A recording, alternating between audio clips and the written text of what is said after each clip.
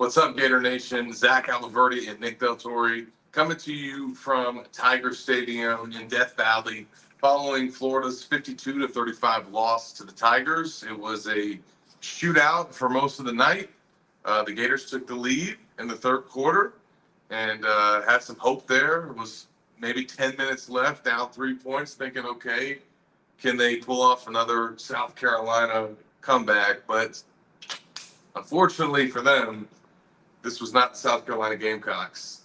This was the LSU Tigers offense. And as good as Spencer Rattler is, Jayden Daniels is It's sensational. he's next level talent, and he showed it tonight. He had his best game of the season last year against Florida. Tonight, he had the game of his life, and the best game actually ever from a FBS quarterback in a single game. The first player ever in the FBS to throw for over 300 yards and rush for over 200 yards in the same game, which is kind of crazy that that's never happened before. 606 yards of offense for Jayden Daniels today.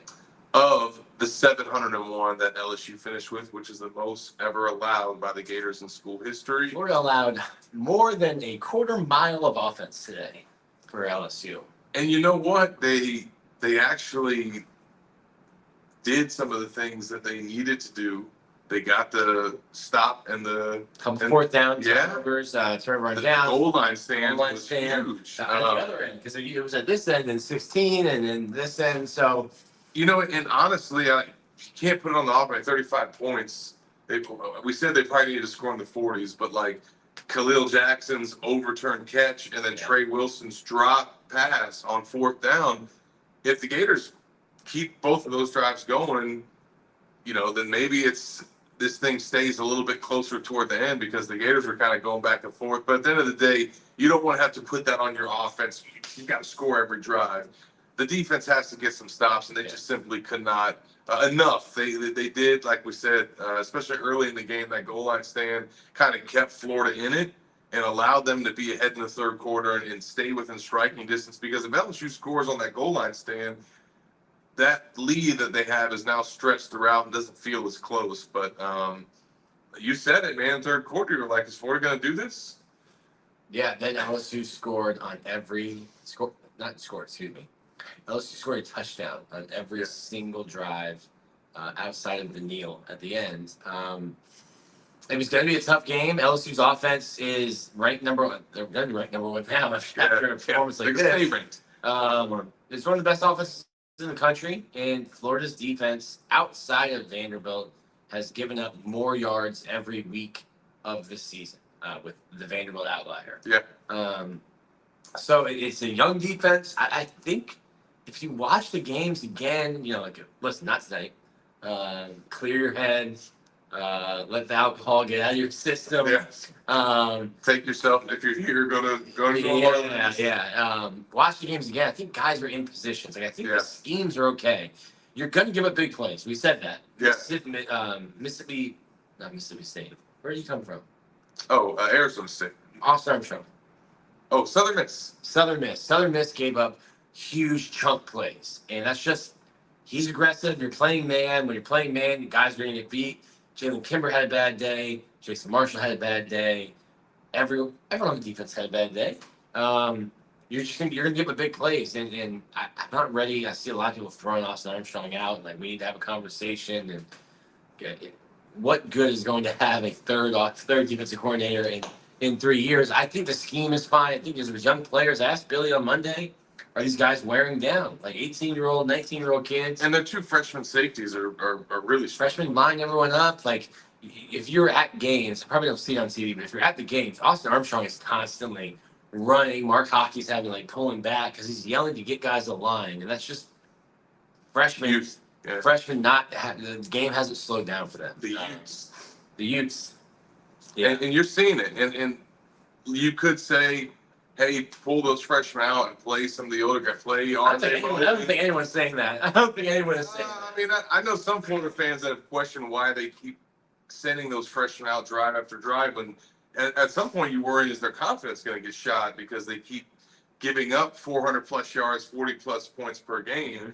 But at the end of the day, they could put R.J. Moen out there. They could put another safety out there, but they're clearly building for the future, and they're taking these lumps in these growing pains, knowing that it's going to be the case, and saying, hey, this is just where we're at as a program, as a defense. We need our offense to go out and score 40 plus points. Montreal Johnson said it this week, 42 points. That is Billy's goal. If they don't score that every game, he gets mad. Well, it wasn't enough tonight. But at the end of the day, I don't think anybody came into this game thinking Florida was going to win. I thought that they competed well into the end, and just when they needed their defense to step up and make stops like it did at South Carolina to make that fourth quarter comeback happen, they couldn't do it. And look, you got to tip your hat to Jayden Daniels. I mean, he's just he went off in the swamp last season. He's got more than 1,000 yards of offense for Florida in 2 years by himself. So not much more to say. Graham Mertz had a 300-yard performance and had some bright spots on offense. Trevor Etienne, a 3-touchdown night. A nice homecoming for him until it wasn't. But yeah, again, the offense wasn't the biggest problem tonight. It's obviously glaring on the defensive side. Don't think anybody's going to be complaining about the special teams. Hey, all 11 on the field. Jeremy punting the ball great. Oh, no. They made the special teams play well. LSU made a special teams gaffe. Yeah. But, hey, they recovered it. Look, you needed something like that. Florida had their chances in this game, but they just could not get the stops that they needed down the stretch. They got them early in the game, but once Jayden Daniels got going, he ran circles around this team, and obviously his legs were the difference, and his arm too. I mean, he did it all.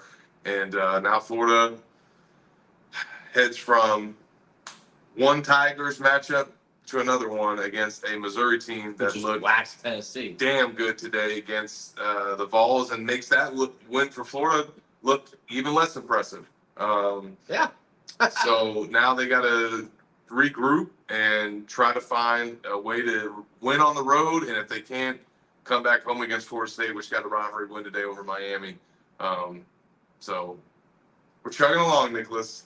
2 more weeks. Yes, so appreciate you guys tuning in. Stay tuned to all of our coverage at Gators Online. We'll have more for you all on Sunday. All the stuff from postgame is up now on the site, and we will be back to see what's up with Florida and Mizzou next week. For Nick Del Torre, I'm Zach Appleberry. See you guys then.